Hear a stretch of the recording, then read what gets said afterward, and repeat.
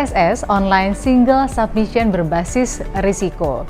OSS memang sudah ada sebelumnya sejak tahun 2018, tetapi OSS berbasis risiko adalah hal yang berbeda. Ini merupakan pelaksanaan dari Undang-Undang Nomor 11 Tahun 2020 atau yang biasa kita kenal dengan Undang-Undang Cipta Kerja. OSS berbasis risiko wajib digunakan oleh pelaku usaha, kementerian lembaga, pemerintah daerah, administrator KEK Kawasan Ekonomi Khusus, dan Badan Pengusahaan KPBPB Kawasan Perdagangan Bebas Pelabuhan Bebas atau Free Trade Zone.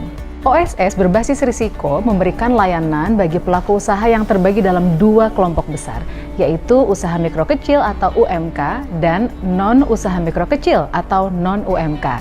UMK dapat berbentuk orang perseorangan dan badan usaha.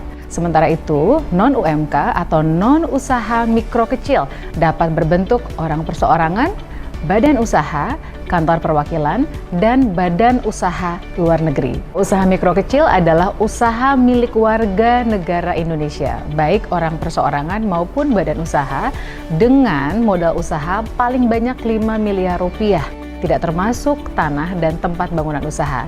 Kalau kita bagi lagi ke dalam usaha mikro dan kecil, maka usaha mikro adalah yang modal usahanya paling banyak 1 miliar rupiah. Ini berbeda dengan aturan sebelum Undang-Undang Cipta Kerja yang menyebutkan bahwa usaha mikro adalah usaha dengan modal paling banyak 50 juta rupiah. Usaha kecil adalah usaha dengan modal lebih dari 1 miliar rupiah sampai paling banyak 5 miliar rupiah. Berbeda dengan aturan sebelum Undang-Undang Cipta Kerja, di mana sebelumnya usaha kecil adalah usaha dengan modal lebih dari 50 juta rupiah sampai dengan paling banyak 500 juta rupiah. Usaha menengah adalah usaha milik warga negara Indonesia, baik orang perseorangan maupun badan usaha, dengan modal usaha lebih dari 5 miliar rupiah sampai dengan 10 miliar rupiah, tidak termasuk tanah dan tempat bangunan usaha. Usaha besar adalah usaha berbentuk penanaman modal asing atau PMA maupun PMDN dengan modal usaha lebih dari 10 miliar rupiah, tidak termasuk tanah dan tempat bangunan usaha. Kantor perwakilan adalah orang perseorangan warga negara Indonesia atau asing atau badan usaha yang merupakan perwakilan pelaku usaha dari luar negeri dengan persetujuan pendirian kantor di wilayah Indonesia. Badan Usaha Luar Negeri atau BULN adalah badan usaha asing yang didirikan di luar wilayah Indonesia dan melakukan usaha dan atau kegiatan pada bidang tertentu. Sekarang mari kita memahami tentang risiko. Perizinan berusaha berbasis risiko memang mengubah pendekatan sebelumnya yang berbasis izin menjadi berbasis risiko. Artinya, usaha dikelompokkan berdasarkan tingkat risiko, dan tingkat risiko tersebut menentukan jenis perizinan berusaha. Risiko usaha dibagi menjadi 4, yaitu rendah, menengah tinggi, dan tinggi. Pemerintah telah memetakan tingkat risiko sesuai dengan bidang usaha atau KBLI, klasifikasi baku lapangan usaha Indonesia. KBLI yang berlaku saat ini adalah KBLI 2020 dengan 5 digit sebagai kode bidang usaha. Sebagai ringkasan, untuk usaha dengan risiko rendah dan menengah rendah, proses perizinan berusahanya selesai di dalam sistem online single submission atau OSS berbasis risiko tanpa membutuhkan verifikasi atau persetujuan dari kementerian, lembaga, atau pemerintah daerah. Sedangkan untuk usaha dengan tingkat risiko menengah tinggi dan tinggi, proses perizinan berusahanya dilakukan di dalam sistem OSS berbasis risiko, tetapi membutuhkan verifikasi atau persetujuan dari kementerian, lembaga, atau pemerintah daerah. Berikut adalah penjelasan detail perizinan berusaha yang dibutuhkan oleh masing-masing tingkat risiko usaha. Untuk usaha dengan risiko rendah hanya membutuhkan nomor induk berusaha atau NIB. Untuk risiko menengah rendah membutuhkan NIB dan SS, sertifikat standar berupa pernyataan mandiri, yang formatnya sudah tersedia di dalam sistem online single submission atau OSS berbasis risiko. Risiko menengah tinggi membutuhkan NIB dan sertifikat standar atau SS berupa pernyataan mandiri yang harus mendapatkan verifikasi dari kementerian, lembaga, atau pemerintah daerah.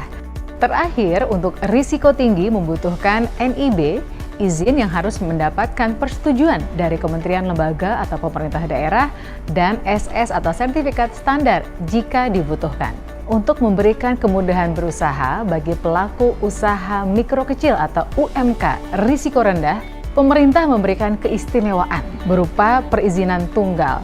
Maknanya, NIB, nomor induk berusaha, berlaku sebagai legalitas, SNI, Standar Nasional Indonesia, dan SJPH, sertifikasi jaminan produk halal, bagi pelaku usaha yang produk atau jasanya wajib SNI dan wajib halal.